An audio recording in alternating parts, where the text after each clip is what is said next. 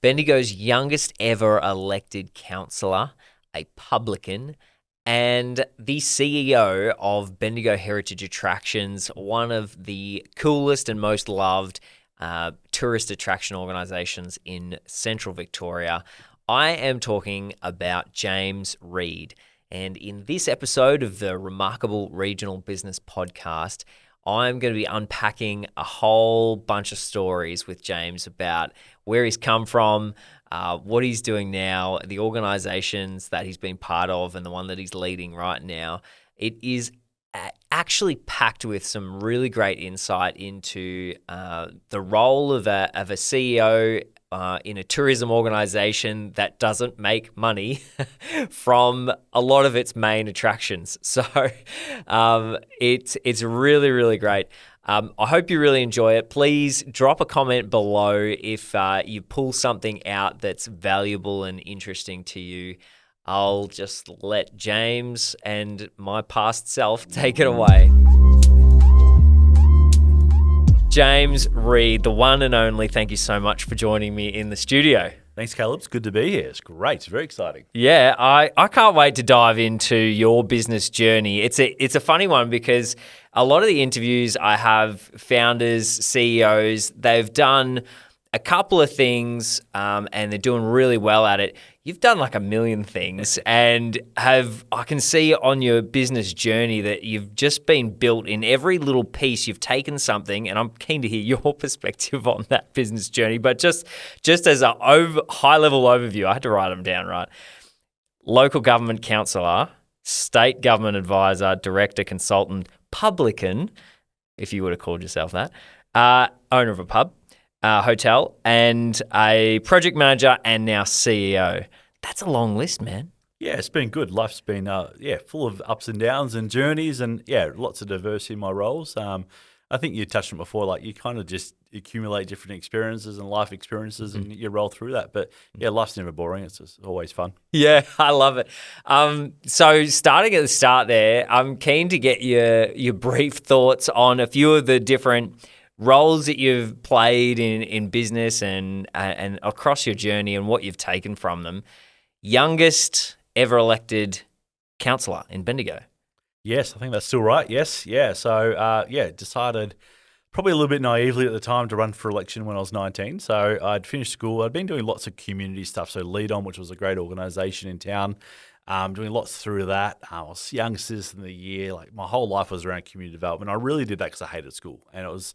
If I did that, I got a permanent exit pass from school, and I could just kind of come and go. It was my way to get out of school. So I think I was one of the first in Victoria to do a school-based apprenticeship in business. So I did that with Lead On and the Bendigo Bank, and did a Cert 3 in business part of my Year 12. So I only got to go to school about 3 days a week and went to work 2 days a week. So that made school really interesting and got to do all this great community stuff on the side. And I don't know, I really struggled with negative people, and it was gearing up towards the elections, and I hadn't really thought about it much in advance, and there was all this whingy stuff going on. The Mal, you might remember, was over budget and over time and all sorts of things. I was just kind of sick of, negative, whingy kind of people, and I didn't want to be one of them. And so naively, I remember telling my mum and dad I was going to run for election. I called them around. I just moved out of home and cooked them a roast dinner on a Sunday night and said, I'm running for election. And Dad just like, oh, good luck, son, but don't get your hopes up. And Mum went into like panic mode. People are going to say this and all sorts of things. So they really set my expectations that I was going to lose. And that's what I went in with. Just have a crack, give it a go.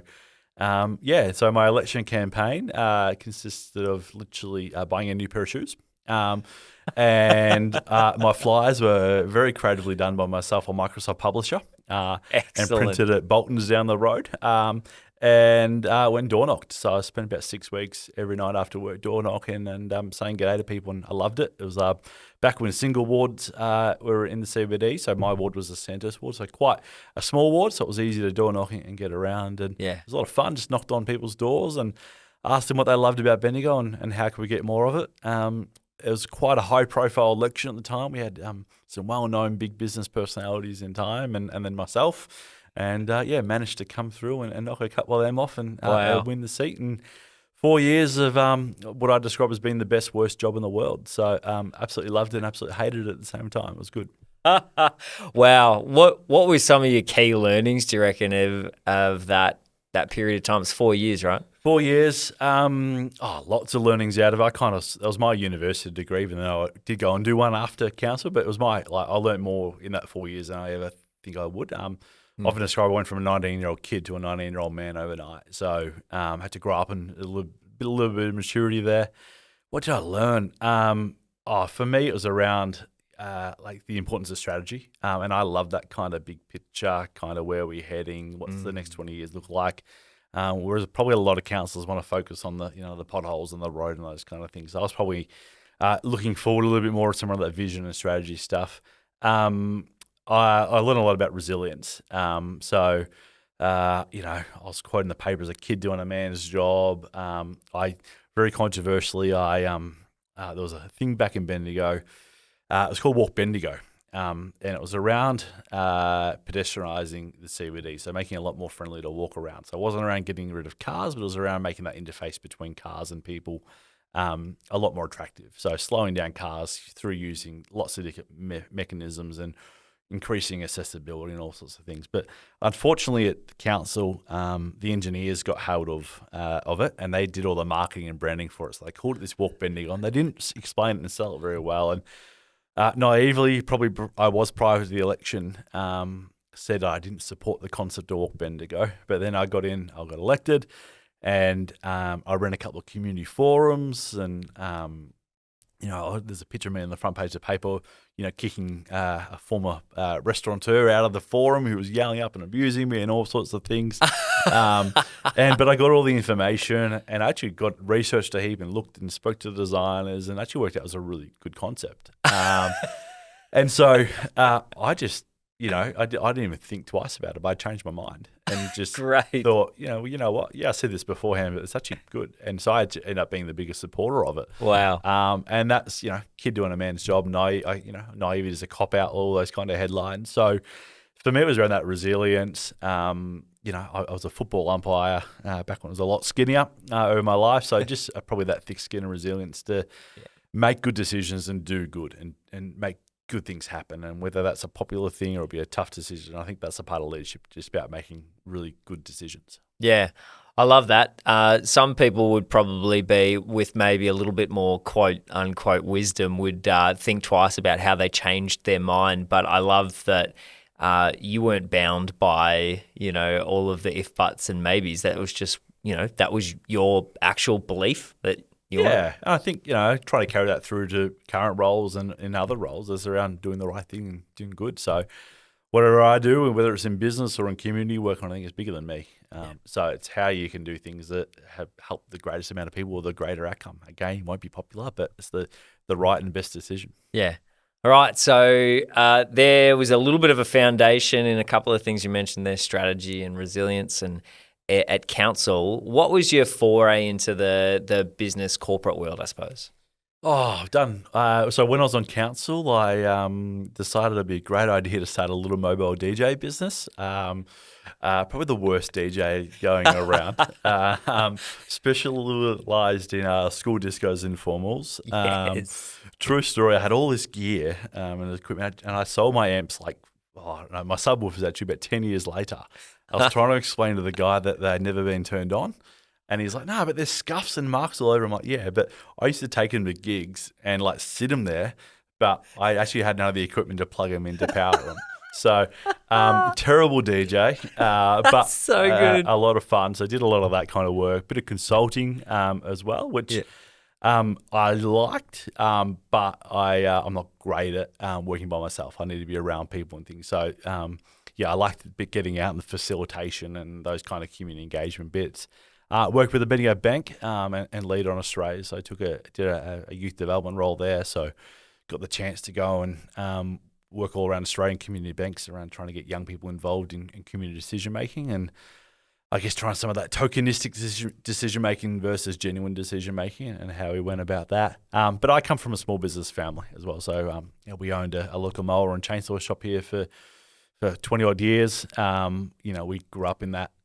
It wasn't asked, it wasn't expected, but we all just worked on weekends in there and sewing lawnmowers when I was 6 or 7 and all those kind of things. So I think that very community-minded family upbringing alongside that small business kind of mindset has been probably, some of that driver for that. So always like trying to get into that kind of space. Run different consulting things and different businesses over the years in the pub you mentioned before. But so I think it's just probably it started back from a very young age from a family kind of work ethic, business, control of your own destiny kind of approach.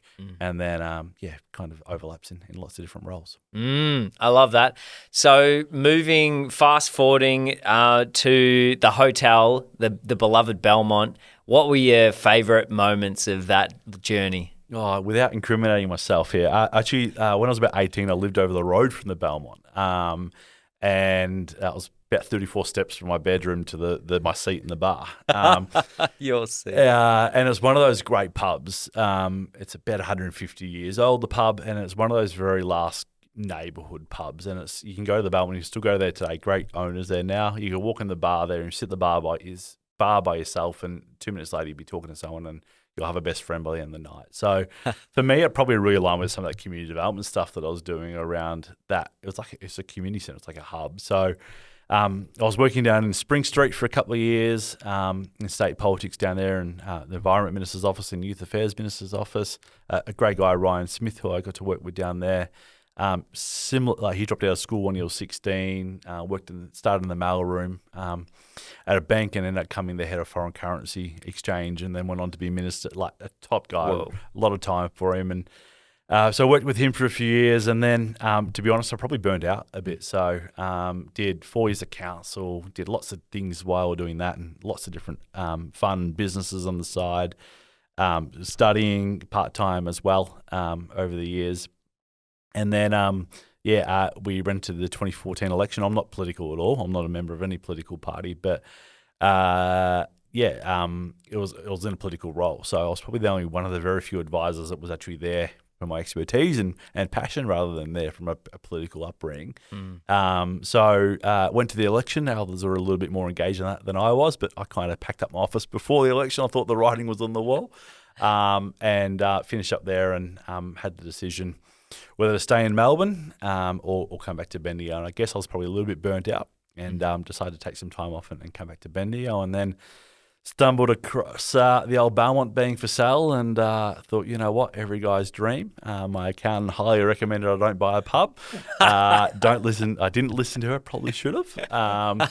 But it was 3 years of bloody hard work, blood, sweat and tears. And we turned that place around. It was doing a handful of meals a week. We had a chef in there, and lots of community stuff. I think we donated over like $35,000 in our time through our community raffle, and same thing, community kind of hub of there's a guy called Gabrielle, this old Italian guy. If he didn't turn up on his set night, people would ring and check on him, where he's going. And so, we had a lot of fun over that 3 years of the journey, but a lot of hard work, and small business is tough, and especially in a pub game, long hours. Yeah. We had our first child in the middle of our pub journey, which probably a little bit quicker than we thought. Then we had the second one on the way, and the wife said it's time to get out of the pub game. So, it was a lot of fun, the pub. Yeah. I remember quite fondly popping my head in there a fair few times, and I could see the transformation that you had, and that you took that place on over those few years. It was quite a special spot. And I've talked briefly on a previous episode about hospitality and how hard that game is. Like, expectations are huge. The pub game's its own thing probably, but kudos to you for taking that project on and doing what you did with it. It was really cool. I'd love to do it again. My wife won't let me. I would absolutely, because I would do everything opposite that I did, I reckon. Oh, really? It took me a little while, a few years probably after, to really be so reflective on it, but I didn't fail in it. We did okay. I could have got, a lot worse out of it, but it was tough. It was hard. I definitely didn't get rich out of it. But I've kind of learnt all those things, and cash is king, and people management, and cash flow, and margins, and all sorts of things that I now take on and do in my other roles. And I think that's the accumulation of just life lessons that you do and reflect and work on those things. So, but yeah, I would love to do something else, but my wife won't let me ever again, I don't think. You know what it's like. Well, you never know when you're 60, maybe. I don't like my chances. That's great. Pip, if you're listening to this, we understand. So, all right. So moving on from there, what was your entry into CEO world like? Tell me about that. Yeah, so after the pub, I went to the hospital for a couple of years. So I was working part of the PPP contract up there, so kitchen and back of house at the hospital. So amazing operation up there, a really corporate kind of environment, a big change management piece around, all those services used to be run by Bendigo Health. Went through a competitive tender process. Private markets come in so they can do a lot cheaper. And delivered that. So essentially walked into quite a challenging environment up there around no change management really done around that. So quality had dropped off. People were given a brand new uniform and just changed employees essentially overnight. So lots of change management. I think the same thing, went back to really basic community development principles, spoke and engaged with people and all that. But it's a big 2 years, 24. I just finished the pub and I moved into a role that's effectively a 24/7 operation as well. So was it quite challenging? And then, funnily enough, when I was on council, I was the Bendigo Trust or the BHA rep for council. So I sat on the board, so I knew the business well, and the role came up. And I've been looking for a role that I get to do some business and some commercial stuff. I get to do some of that community good stuff and get to be in Bendigo and champion the stuff I love. And it's been a dream role. So I've been there for nearly 4 years and absolutely love it. I'm probably enjoying it more now than ever. And for me, it's the perfect fit for me. It's a dream role. Get to have fun, get to do all sorts of things, and get to try and grow a business while also championing and helping Bendigo. So talk about a tough time to step into that role though, right? You were CEO in 2020? Yeah, so I started, I think it's 4 years next week. So I started a couple of days before COVID. So left a nice secure job in healthcare and tourism, went across and walked into a really challenging environment. So the board told me it was going to be challenging. We had massive cash flow issues. We had behind on some major contracts with Yarra Trams. And then come along COVID. So I guess we used our COVID period I think we used it effectively, but there was a bit of a chance for a CEO to come in and rebuild the businesses, what we needed. So again, lots of really unpopular decisions, tough decisions. You're talking redundancies and people have been there for 20 years and all sorts of things. But I had a really strong mandate from the board around this is probably our last chance to try and make this business be sustainable and give it a go.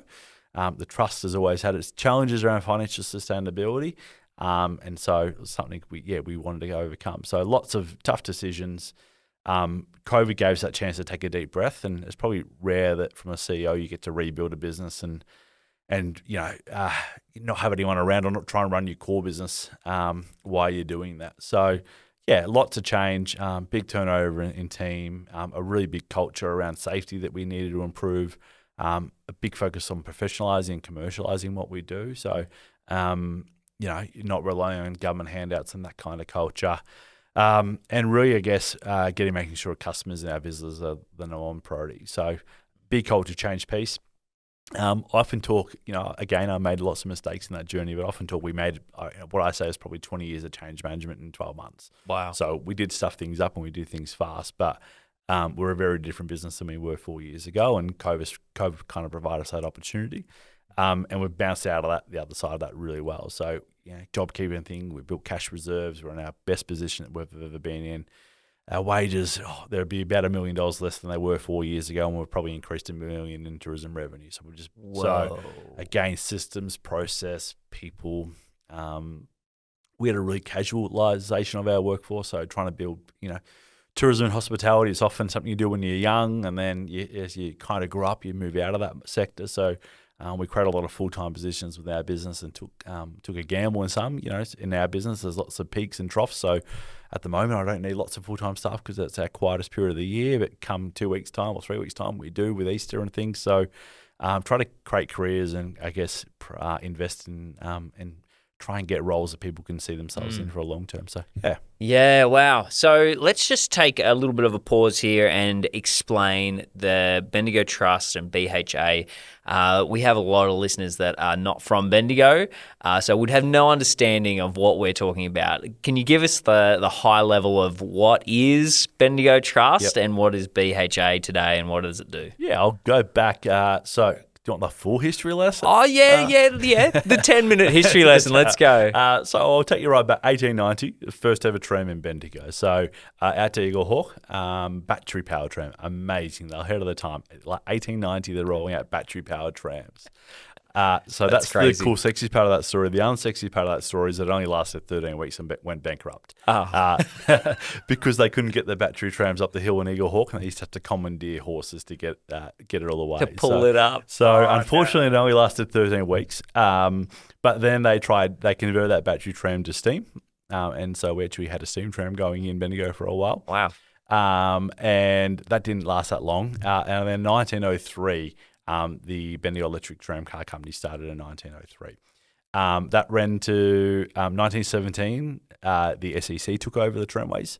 So it became state-owned public transport effectively, and that ran under SEC ownership right up to 1972.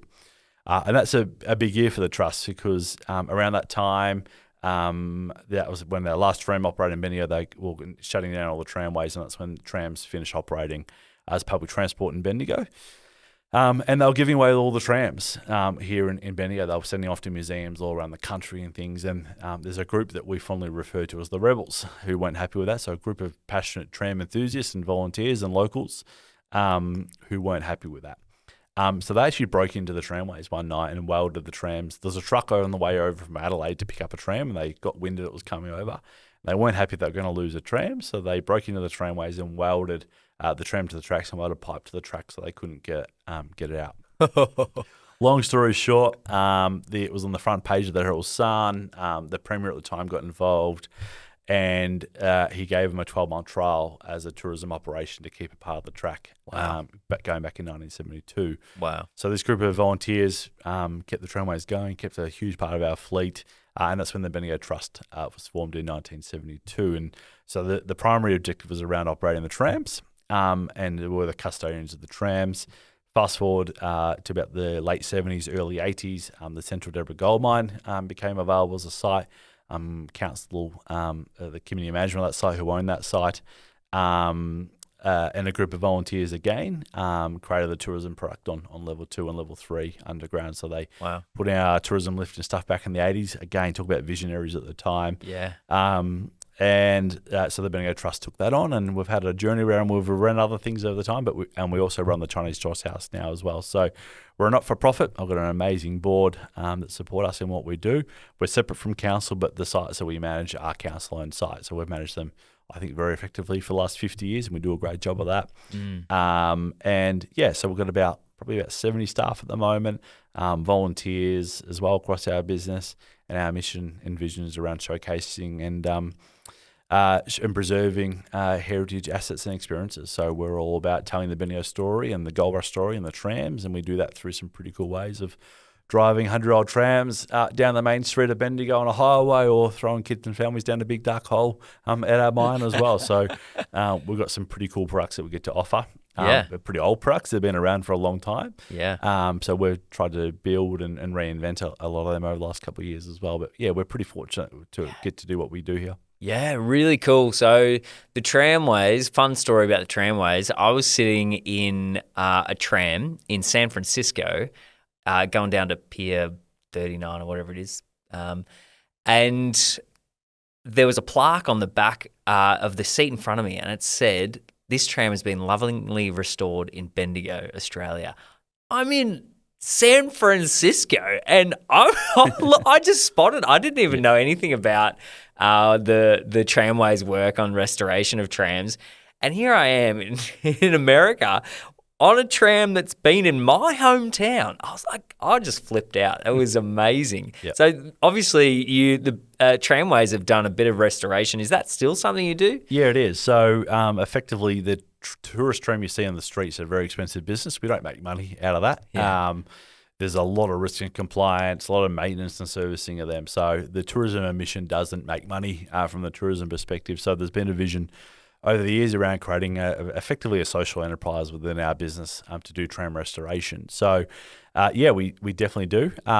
We've just completed our 12th City Circle W8 conversion, so a W-class tram, so picture the beautiful Melbourne tram. So we've just done a complete rebuilds of 12 of them. Wow. So they're back in Melbourne running around. We're tendering for lots of work at the moment. Wow. And very excitingly, we're just about to finish, it's probably about $13 million expansion nowadays of the tramway. So a big part of that is increasing our workshop capacity and capability. So it's pretty cool. We don't normally have very new and shiny things in our business, but we do at the moment. We've got a brand new spray booth and sandblasting booth that you can drive a tram in.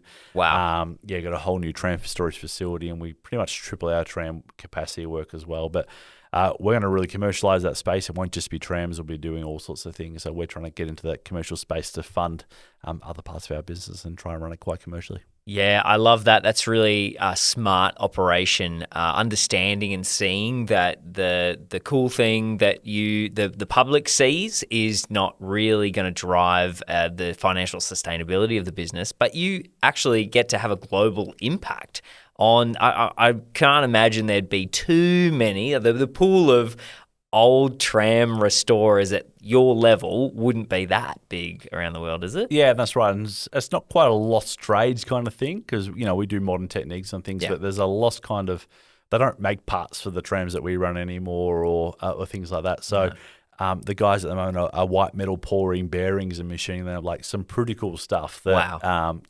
coppersmith kind of stuff or tinsmith. Some amazing stuff that they're doing at the moment. So, so it's pretty cool that we can do that. Seeing the City Circles in Melbourne, they're the icon of Melbourne. Melbourne's the largest tram network in the world. So we're doing lots of work in that space.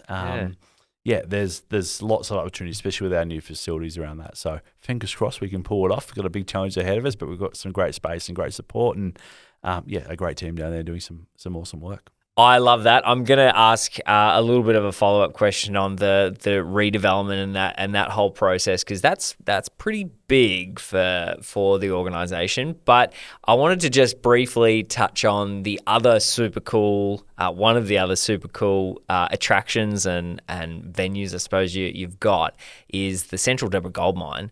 That's a pretty cool spot, right? It was a working mine up until when? Oh, geez, testing me. I haven't been a tool guide for a little while. 1954, it shut. Okay, yeah, right. Yep. And there was, it's obviously one of the last working... Second last gold mine. So bring an end to 103 years of continuous mining in Bendigo. So, but a really good example. So there was over 5,500 shafts sunk in Bendigo. Hard to believe. One of the richest gold fields in the world at the time.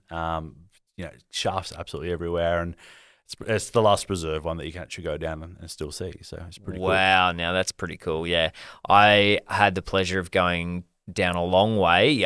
There's some water issues in Bendigo because of the amount of shafts that were sunk, right? So you go all over it. Yeah. So essentially, if you have those 5,500 shafts sunk down, they got lots of or drives or crosscuts or tunnels for layman terms coming out of them. You have a natural groundwater build up. It's a big challenge. So if we at our mine we actually pump groundwater out of there, and that's been an issue for us for about the last 7 or 8 years when some mining's actively stopped under Bendigo. So there was always a mining company under Bendigo. And what happened was probably a little bit worse in the late 90s or early 2000s. It was actually the first company I ever bought shares in Bendigo Mining as about a 14-year-old. Really? Lost about $5,000. I'm still bitter on that. It was my first car gone. No. Bendigo Mining, they actually put what they call the Swan Decline in. So the big mine out at Kangaroo Flat. So you had these 5,500 mine shafts, and then they were vertical shafts, so we would use winders and poppet heads to get up and down then.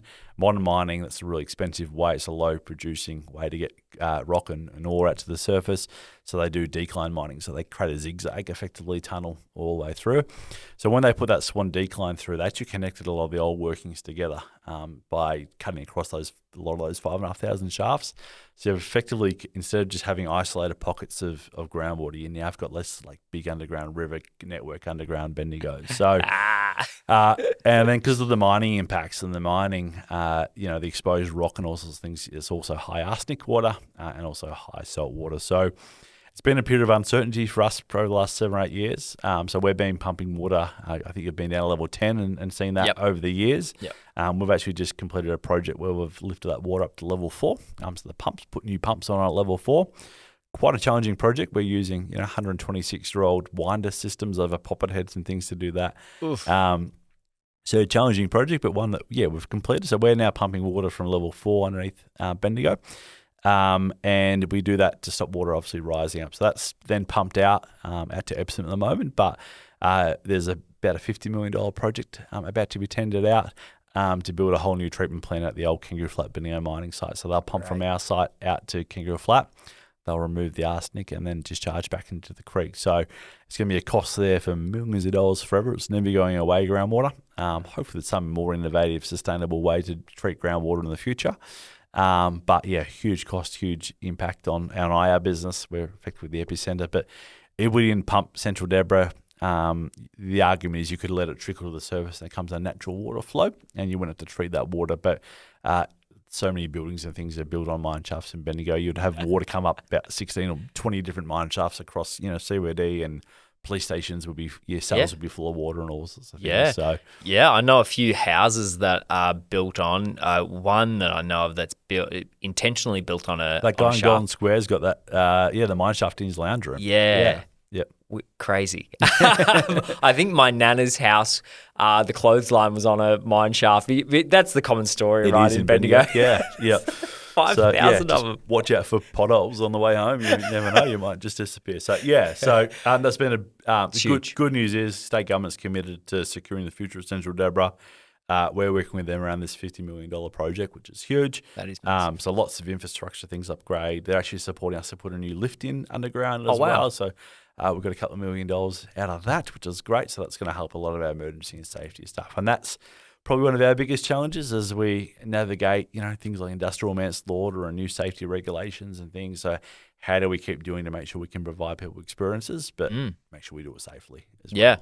Because correct me if I'm wrong, but I know a lot about the mine and BHA because we've done a lot of tourism work, a lot.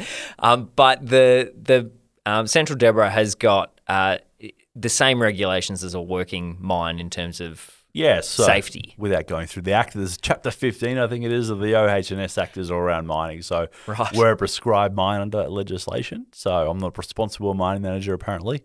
And out of that, it's all risk-based approach. So you have to have a safety system in place based on your risk. So, but from a geotech and other things, there's ventilation, airflow. So we use it's a really cool system. We use a natural ventilation system. So we create drafts underground through our workings, and that's how you get fresh air and breathe underground. A lot of mining would pump fresh air and all that sorts of things through. So, so lots of risk and lots of requirements around we do that. So, but also, we're doing a lot around our brand and marketing strategy at the moment. Safety is a big part of our brand. So we want to not only just make sure things are safe, we want people to feel really safe as they come through as well. So there's a big part of our customer or visitor experience as well. Yeah, super cool. All right, I want to talk about some big projects that are happening. You mentioned a couple already. Let's go to the redevelopment of the Bendigo Tramways site. What's it been like, or lay it out for us to start with, and what has that process been like leading that? Well, challenging. So I think it was about 5 years ago, the original master plan was done for the site. That was QS, or Quantity Surveyors.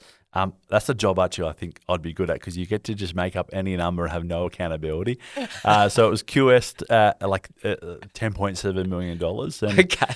Nice. I started in my role, and I'm not a rail engineer or anything, but they had trams going up through and had what we call points where track trams can split from one track to another.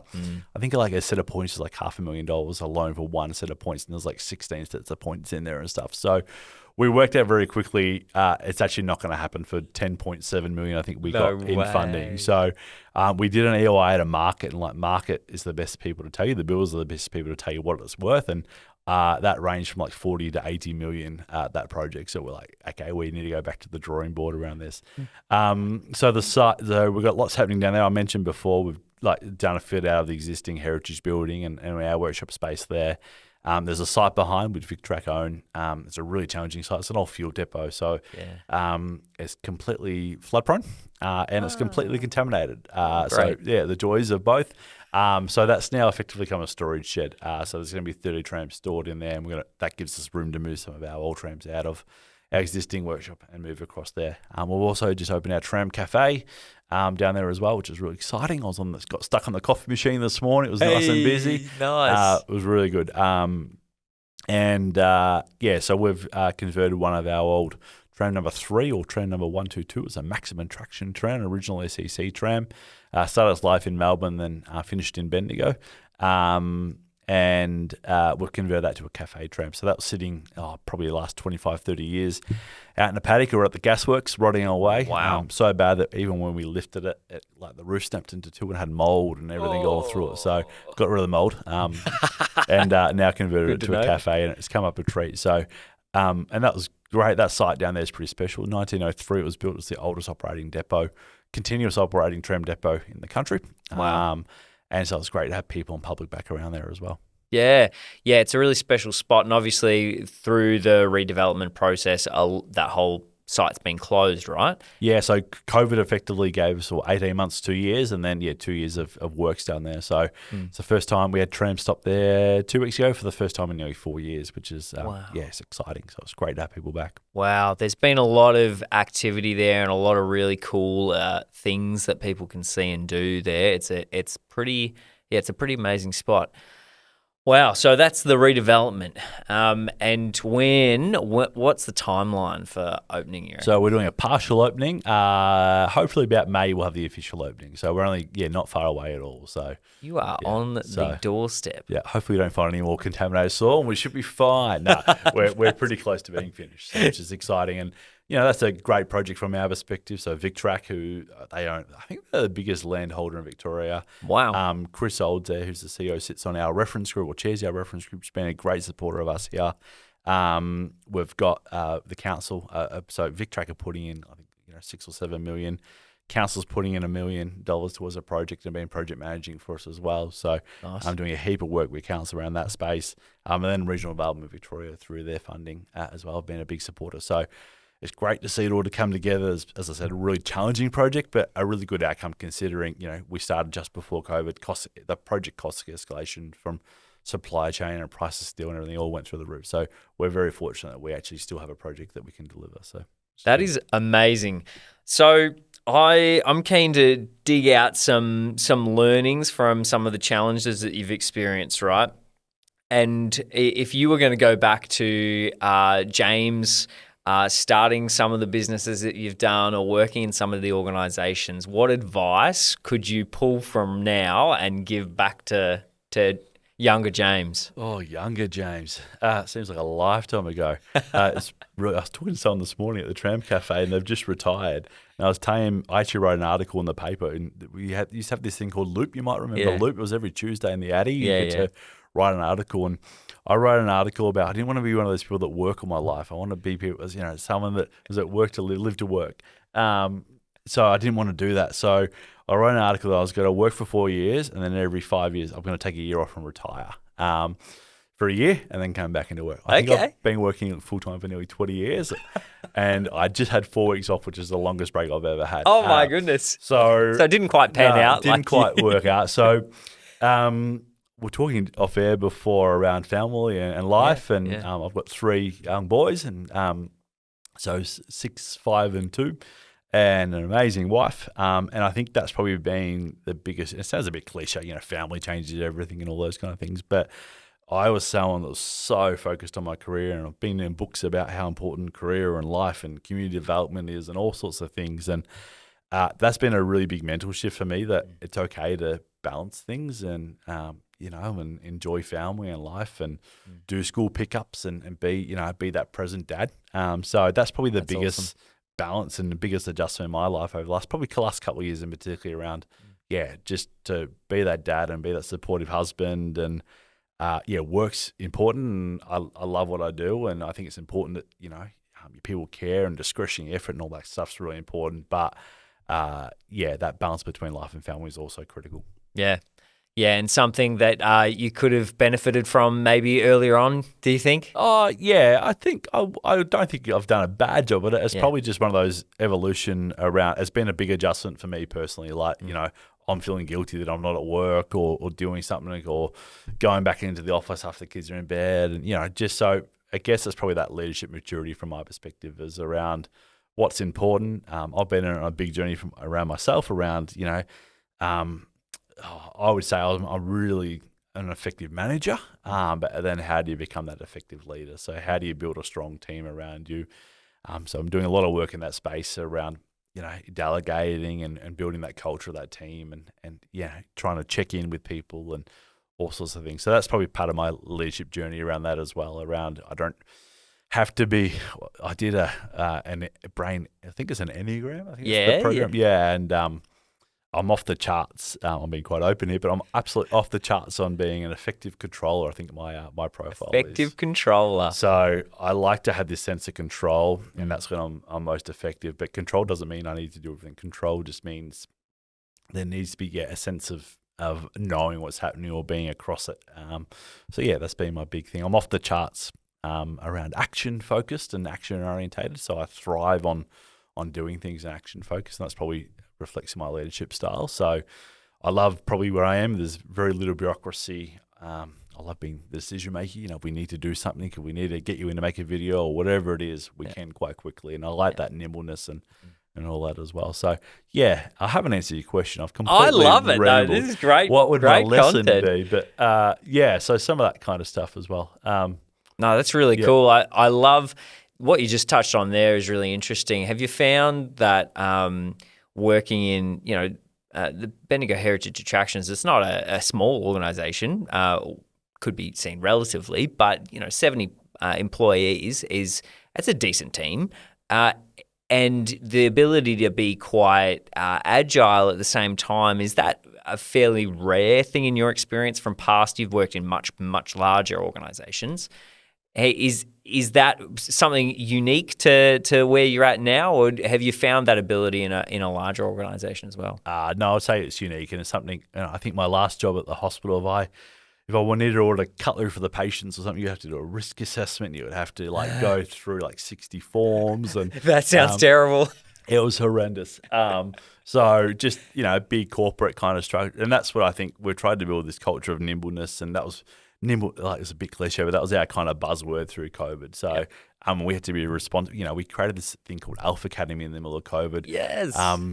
Looking back, we're probably breaking the rules a little bit. You weren't allowed to run events, but you were allowed to run experiences. So we called it the Alpha Academy Experience. And we ran this Christmas event, which the first year we had 5,000 through, second year 7,000, third year 9,000, and this year we got run down for a day, but I think we're just under 10,000 through this year. So, risk taking, and that's the bit I love. I think if there's an idea we want to do something, we'll have a crack. If it works, it works. If it doesn't, it doesn't. So. I love Alpha Academy. I can't believe I forgot that. We've just finished shooting some promo stuff for that for next year. But what a cool experience, not event. And that was an idea from one of the team. A couple of and we were in desperate stages. So we used to run our Santa Tram event, which was a big fundraiser for us. We had staff sitting around not being able to work during COVID, and it was what can we do? So it kind of was born out of desperation, and a really good reminder though that Alpha, it's really, am I allowed to say this? It's a little bit tacky. It's but it's really simple. There's nothing complicated about the model. So those unaware, we run this Christmas event. Kids come in for 2-hour sessions. It's all branded around. They get the Certificate 3 in ALF training, which may or may not be an accredited course, just for the record. Yes. And they come in and they do arts and crafts, and there's Farmerdale with reindeers, and they make reindeer food, really simple stuff. And I think that's a really good reminder in this really fast-paced world that we live in, that just people and it's become this big family thing. So we sell more adult tickets and tickets grandparents and aunties and uncles and than we do for kids tickets. And, wow. So don't forget that value of family and people getting together and simplicity of things, and and that's been a really good reminder for us. We talk about tech and AI and immersive experiences and things. And I was like, you know what, just give them a paintbrush or, Yeah. put some rice into a bag and put a Yeah. ribbon on, call it reindeer food, and Yeah. they love it. So, Yeah, or put some presents in your pond and give them a stick. Yep, And the Grinch threw the presents in the pond, and you got to rescue the presents. Like one of our, a stack the presents, which is the cheapest activity that we run, which is literally we just spend about 6 months of the year wrapping presents beforehand. Yeah. And we contact them now. We've learnt the hard way. Good job. And kids just come and build a present tower, and Yep. it's one of the most popular activities. Yeah. Simple fun. I love you say it's simple, but it's the little touches of that experience that make it another world, of its own. That you've got the concept of Elf Academy that there's young people dressed up as elves with the elf ears, and there's fake snow getting pumped at you as you come in. It's all the little touches that. It's not fake, sorry. It's real snow. Great. Oh, so that little soapy kind of. No, I love my snow machines. So I've been banned from buying any more. So that's great. You'd have them everywhere, would you? I love it. But it's all those little things, right? That to a child, that's a magical wonderland. You've set the scene and you've created enough little details and touch points where it's real to them. Yep. And the adults and family can see how much they're going to love that. Yeah. And it, yes, it's simple from an organizational perspective, but often simple is the most genius, right? That's right. And I'll go back to, we really try to look at things through our customer lens a lot more now. So we, put the eyes of kids into what we do, and that's across all our products. So really focus on that customer and that experience for them, and that, so Chris, that little bit of magic and what, the crazy world that we live in. And at the moment, you think about all the things that happen. What a special time of year that you can just see some of that, spark some of that joy, as we would say. Yes, I love that. All right, James, we have taken a fair detour from lessons learned and your development journey, and I'm keen to see if I can mine out of that wealth of wisdom some really key philosophies that you carry with you in business and in leading people.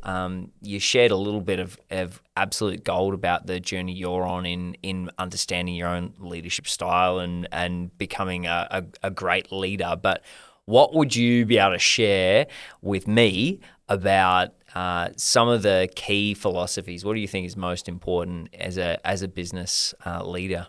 Oh, good question. Deep question. Wow. Yes. And one I don't have an answer for straight away, which is unlike me. That's great. I've stumped him. For me, it's, I don't know. I'm really impatient, and I get really frustrated when things don't happen. So I think if I could summarize that, it's around making things happen.